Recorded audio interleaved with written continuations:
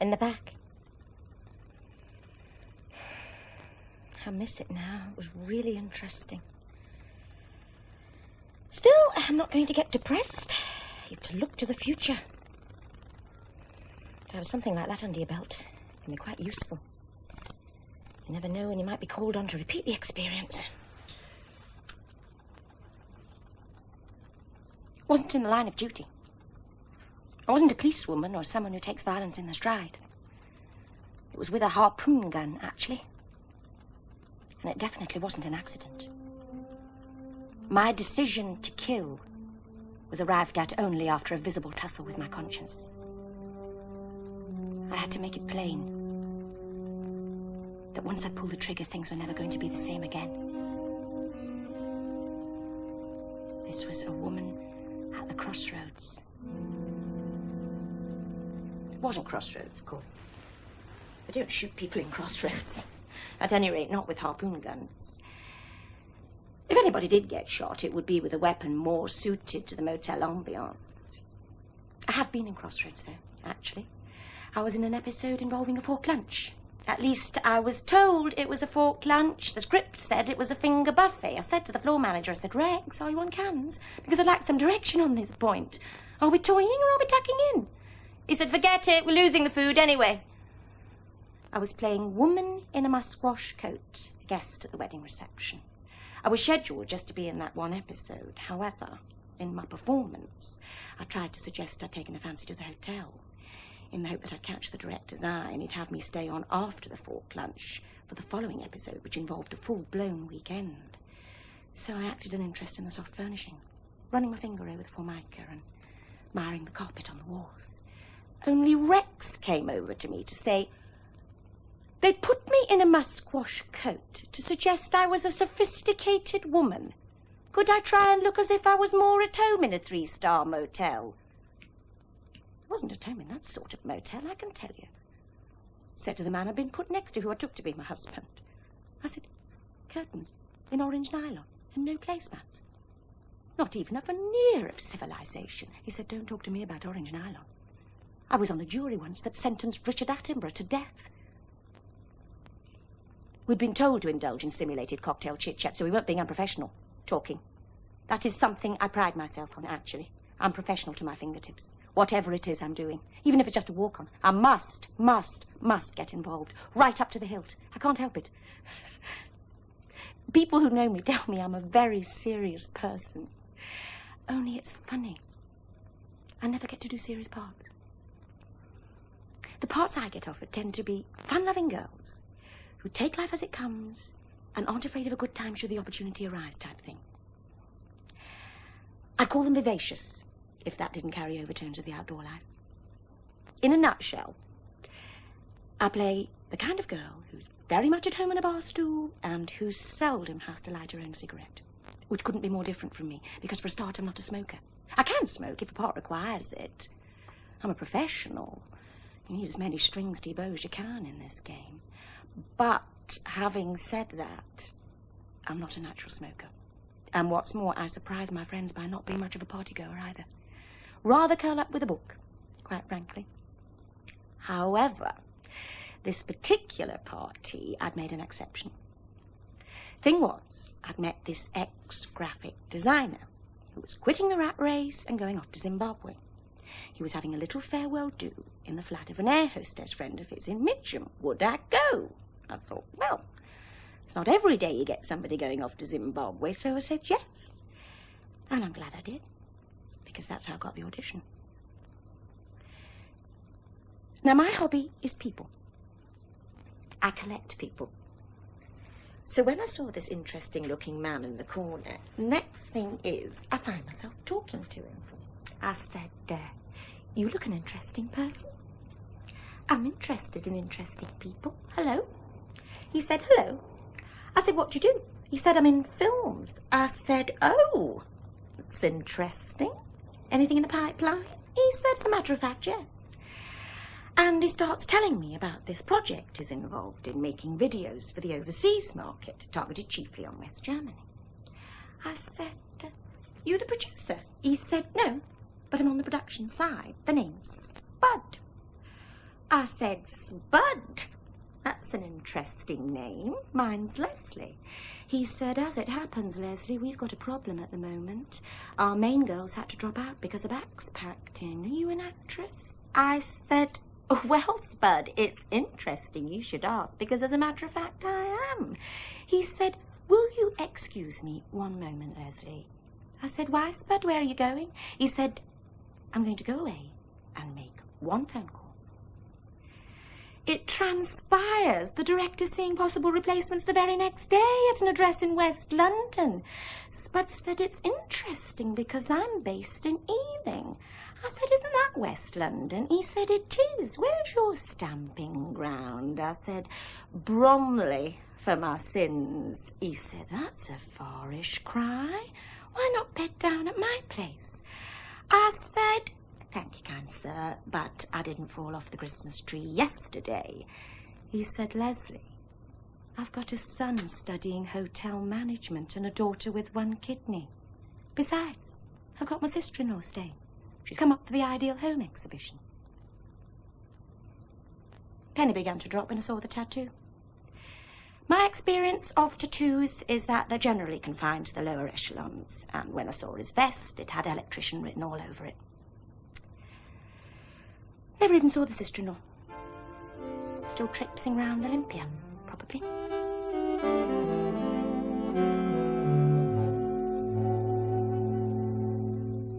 I know something about personality. There's a chapter about it in this book I'm reading. It's by an American. They're the experts. Where personality is concerned, the Americans. They've got it down to a fine art. It's very big on interviews, so I was able to test it down. The director's not very old. Blue suit, tie loose, sleeves turned back. I put him down as a university type. Said his name was Simon, which I instantly committed to memory, because that's one of the points in the book. Purpose and use of name. He said, forgive this crazy time. I said, sorry, Simon. He said, like 9:30 in the morning. I said, Simon, the day begins when the day begins. You're the director. He said, yes, well, can you tell me what you've done? I said, where you may have seen me, Simon, is in Tess, Roman Polanski. I played Chloe. I don't remember her, he said. Is she in the book? I said, book.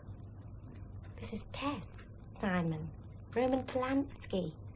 Chloe was the one on the back of the farm cart wearing a shawl. The shawl was original 19th century embroidery, all hand done. Do you know Roman, Simon? He said, not personally, no. I said, physically, he's quite small, but we had a very good working relationship, very open. He said that was good, because Travis in the film was very open. I said, Travis? It's an interesting name, Simon. He said, yes, she's an interesting character. She spends most of the film on the deck of a yacht. I said, yacht? That's interesting, Simon. My brother-in-law's got a small powerboat berthed at Ipswich. He said, well, snap. I said, yes. Small world. He said, in an ideal world, Leslie, I'd be happy to sit chatting all day, but I've a pretty tight schedule, and although I know it's only 9:30 in the morning, could I see you in your bra and panties? I said, 9:30 in the morning, 10:30 at night. We're both professionals, Simon, only could we just put another bar on, because if we don't, you won't be able to tell my tits from goose pimples. He had to smile. That's another of the sections in the personality book. Humour. Usefulness of in breaking the ice. When I got my things off, he said, well, you've passed the physical, now the oral. Do you play chess? I said, chess, Simon? Do you mean the musical? He said, no, the game. I said, as a matter of fact, Simon, I don't. Is that a problem? He said, not if you water ski. Travis is fundamentally an outdoor girl, but we thought it'd be fun to make her an intellectual on the side. I said, well, Simon, I'm happy to learn both chess and water skiing, but could I make a suggestion? Reading generally indicates a studious temperament, and I'm a very convincing reader, because it's something I frequently do in real life. I could tell he was impressed. So I said, another suggestion I could make would be to kit Travis out with some glasses. Spectacles, Simon. These days they're not unbecoming. And put Travis in spectacles with something in paperback. That says it all. He said, you've been most helpful. I said, the paperback could be something about the environment. Or, if you want to maintain the water skiing theme, something about water skiing in the environment, possibly. I mean, Lake Windermere. He was showing me out by this time, but I said, one last thought, Simon, and that is a briefcase. Put Travis in a bikini and give her a briefcase and you've got the best of every possible world. He said, I'm most grateful. You've given me lots of ideas. I said, goodbye, Simon. I hope we can work together. The drill for saying goodbye is you take the person's hand, put your other hand over theirs, clasping it warmly, while at the same time looking into their eyes, smiling and reiterating their name. This lodges you in the mind, apparently. So I did all that, only going downstairs I had another thought, so I popped back. He was on the phone. You won't believe this, he was saying. I said, Simon, don't hang up. Only I just wanted to make it crystal clear that when I said briefcase, I didn't mean the old-fashioned type ones. There are new briefcases you can get now, which open up and turn into a mini writing desk. Being an up-to-the-minute girl, that is probably the type of briefcase Travis would have. She could be sitting in a wet bikini with a briefcase open on her knee. Never seen that on screen.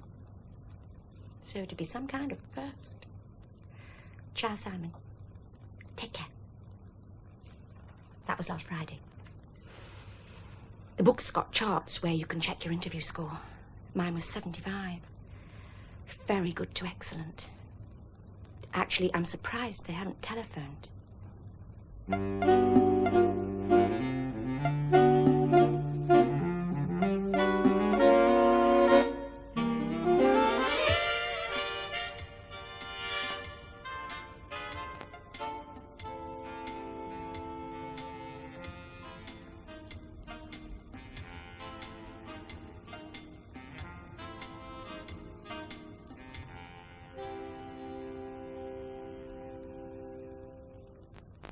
You'd never think this frock wasn't made for me.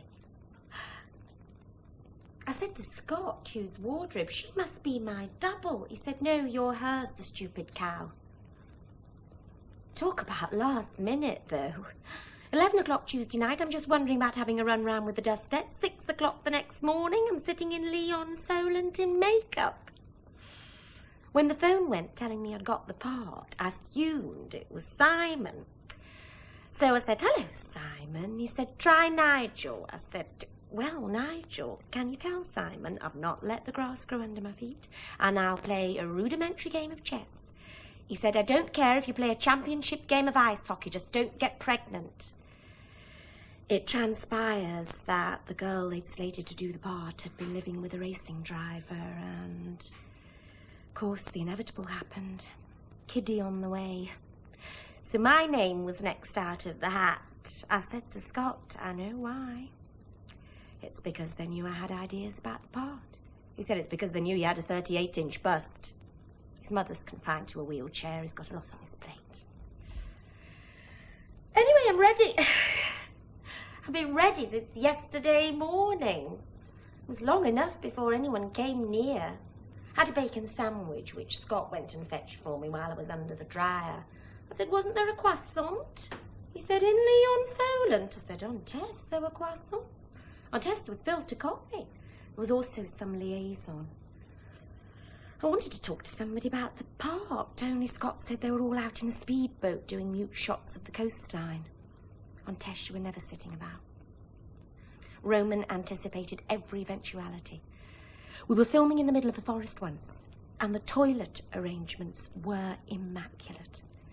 There was even provision for a calorie-controlled diet. I said to Scott, I'm not used to working like this. He said, let's face it, dear, you're not used to working. Why didn't you bring your knitting? I said, I do not knit, Scott. He said, well, file your nails then. Pluck an eyebrow. Be like me. Do something constructive. He's as thin as a rail and apparently an accomplished pianist. Seems to be makeup as well as wardrobe. On Tess, we had 3 caravans for makeup alone. Eventually, Simon puts his head round the door. I said, hello, Simon. Long time no see. Did Nigel tell you I'd learned chess? He said, chess? Aren't you the one who can water ski? I said, no. He said, bugger, and disappeared. I said to Scott, Simon's on the young side for a director. He said, director? He couldn't direct you to the end of the street. He just does all the running about. I said, who is the director? He said, Gunter. I said, Gunter? That sounds a continental name. He said, yes, German. I said, oh, that's interesting. I went to Germany once, Dusseldorf. He said, oh, well, you'll have a lot to talk about then. I have a feeling Scott may be gay. Normally I like them, but I think he's one of the ones that's turned bitter.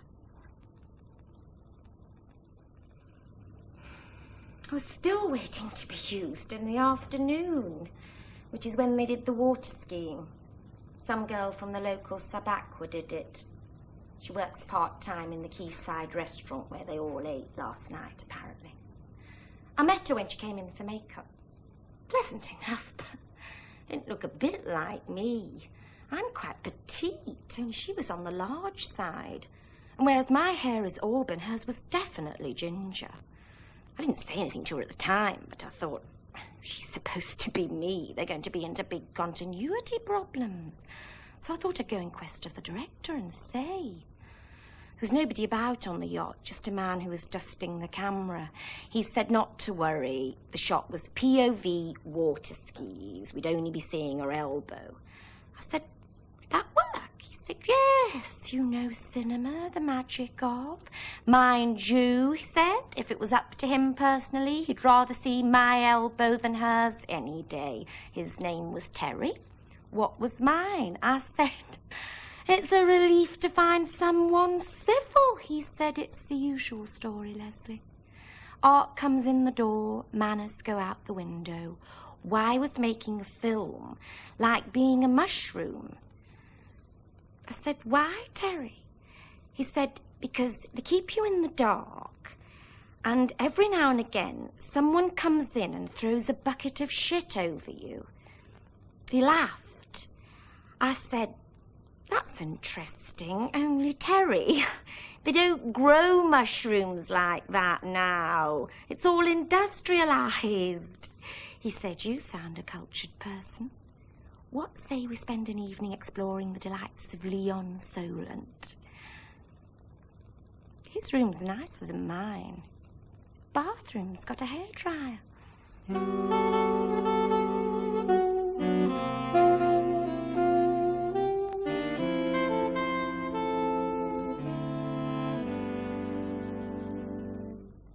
Please don't misunderstand me. I've no objection to taking my top off. But Travis, as I was playing her, wasn't the kind of girl who would take her top off. I said, I'm a professional, Nigel.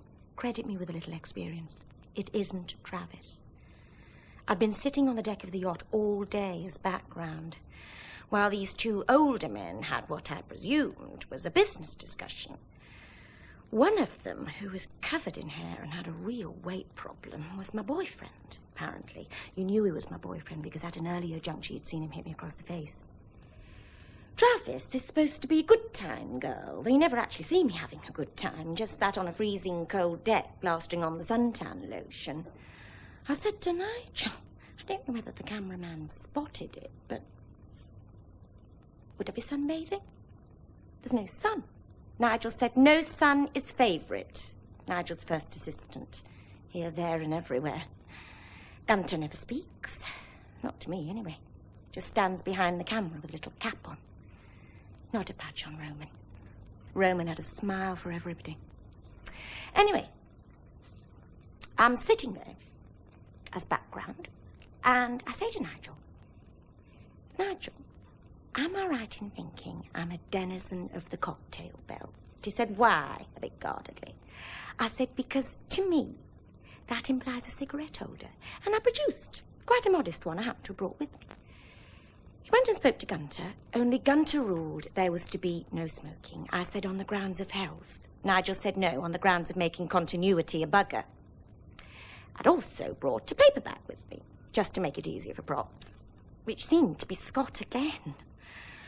Only I'd hardly got it open when Nigel relieves me of it and says, we're going for the suntan lotion. I said, Nigel, I don't think the two are incompatible.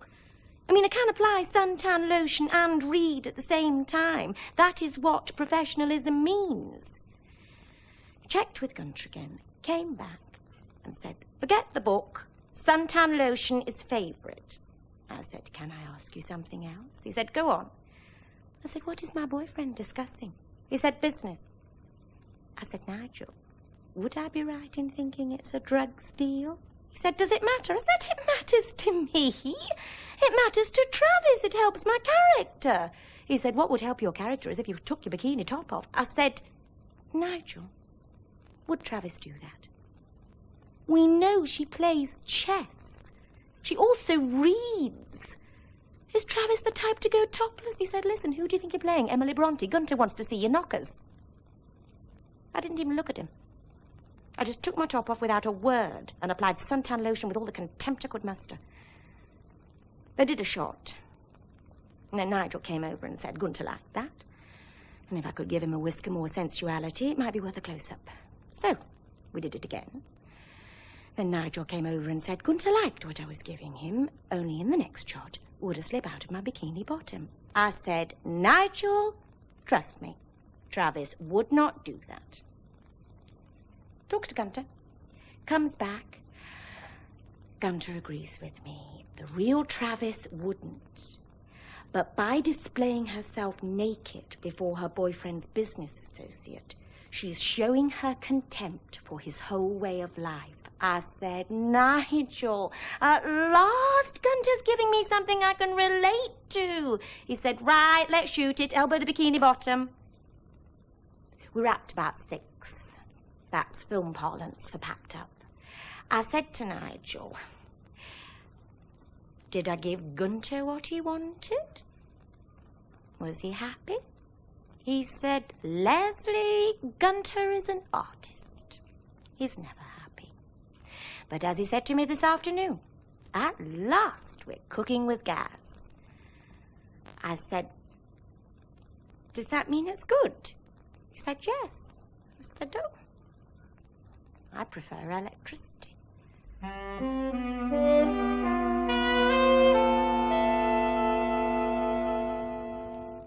When you finished a shot on a film, you have to wait and see if there's what they call a hair in the gate. It's film parlance for the all clear.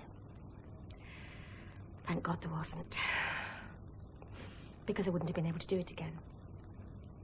I'd created Travis, and though it was her lover that got shot, I felt it was something in me that was Travis that had died. My lover's name turned out to be Alfredo. That was my big line. Alfredo. He was the head of some sort of crime syndicate, only everybody in the yachting fraternity thought he was very respectable and to do with the building trade. One night, while me and Alfredo were ashore at a building federation dinner and dance, this young undercover policeman swims out to the yacht to search it in his underpants. However, as luck would have it, Travis has a headache, so she and Alfredo return early from this ultra-respectable function, with Alfredo in a towering rage. Originally, I was down to say, I can't help it, Alfredo. I've got a headache. And we tried this once or twice, only then Gunter thought that it would be more convincing if my headache was so bad I couldn't even speak. And Alfredo just said, you and your headaches. I said, if it was a migraine rather than a headache, Travis probably wouldn't be able to speak. He said, whatever you say. It's wonderful, that moment, when you feel a director first begin to trust you and you can really start to build. Anyway, Travis and Alfredo come into the cabin where they find this young policeman behind the sofa in his underpants. And Alfredo takes out his gun and says how lucky lovely Travis had a headache and we had to leave our glittering reception. I was cross with her then, but now my mood has changed. Offer the gentleman a drink, Travis. Then go and take your clothes off. There's nothing I like better than making love after killing a policeman. I then retire to the next cabin, while Alfredo taunts this bare young policeman and says he's going to kill him. Only before he does so, he tells him all about his drug smuggling operation in every detail, the way criminals tend to the minute they've got somebody at gunpoint. When Travis comes back with no clothes on, The policeman's talking about the evil drugs do, all the young lives ruined and so on. Only I forgot to say that earlier there'd been some dialogue, while I was supposed to be out snorkeling, about how Travis has a little brother, Craig, and how he'd got himself hooked on drugs, and how I was heartbroken and determined to revenge myself on the culprits should I ever come across them. So when the policeman's saying all this about the horror of drugs, you can see it comes as a revelation to Travis that her lover's involved in drugs. She just thinks it's been ordinary crime and stealing electrical goods. And so, very quietly, almost pensively, Gunter said, Travis picks up this underwater spear gun that happens to be on the sideboard. Nigel came over at this point and said, ideally, Gunter would like to see a variety of emotions chase themselves across Travis's face as her affection for her lover, Alfredo, fights with the demands of her conscience and the memories of her little brother, Craig. You see my lover's fat finger tighten on the trigger as he gets ready to kill the policeman. Only just then, very quietly, I say his name. Alfredo. He spins round. Travis fires the harpoon, and you see the spear come out of his back, killing him, and also ruining his dinner jacket. They then follow this with a big close-up with blood and everything, and me, with a single tear, rolling down my cheek. We did this in one take, which Nigel says is almost unique in the annals of filming. Only Scott had to chip in. Good job, because having only one dinner jacket was fairly unique as well. I couldn't have done it again anyway. I got nothing left. Only I suddenly had a flash of inspiration. The way you do when you've been to the end of the world and back. And I said to Nigel, don't you think that Travis, drained of all emotion by the death of a lover, would cling on to this young policeman whose life she's just saved, and that they would celebrate his deliverance by having sexual intercourse there and then? Big debate. Gunter really liked it, only the actor playing the policeman wasn't keen. I think he may have been gay too. He had a moustache. Eventually, Nigel came over and said favourite was for the policeman to look as though he was considering having sexual intercourse and for him to run his hand speculatively over Travis's private parts. Only then, pity drives out lust. And instead, he covers her nakedness with an oriental-type dressing gown, the property of her dead lover. Only even at this late stage, you can tell he hasn't ruled out the possibility, because as he's fastening the dressing gown, his fingers linger over Travis's nipples. Afterwards, Gunter explained that had there been any proper funny business at this point, it would have detracted from the final scene. When, after all the excitement, the young policeman goes home to his regular girlfriend, who cooks him a hot snack, and who's a librarian.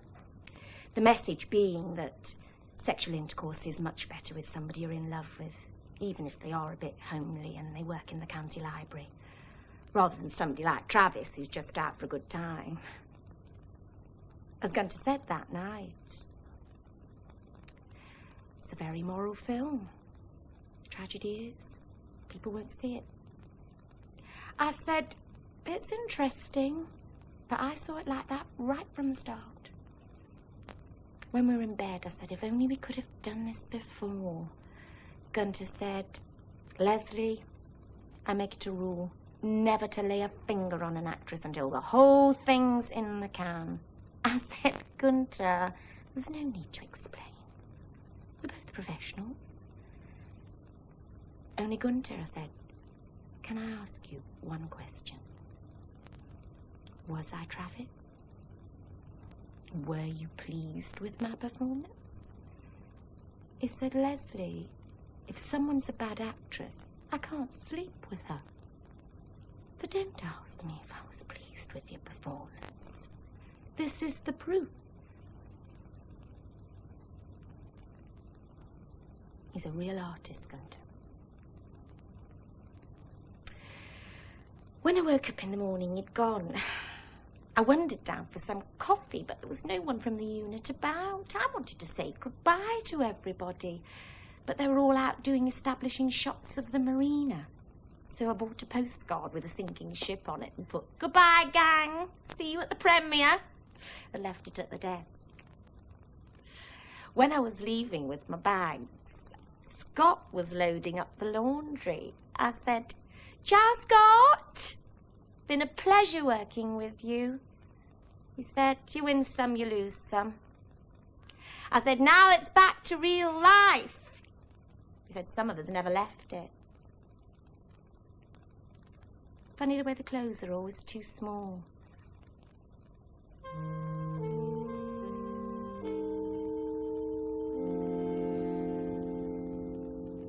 Film's coming out in West Germany, initially.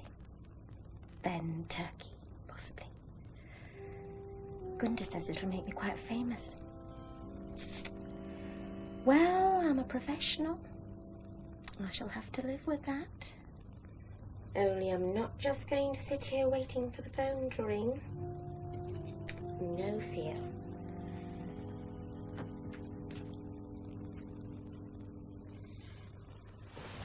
I'm going to use this time to acquire another skill. Spoken Italian. Telling valuable oil paintings. Canoeing.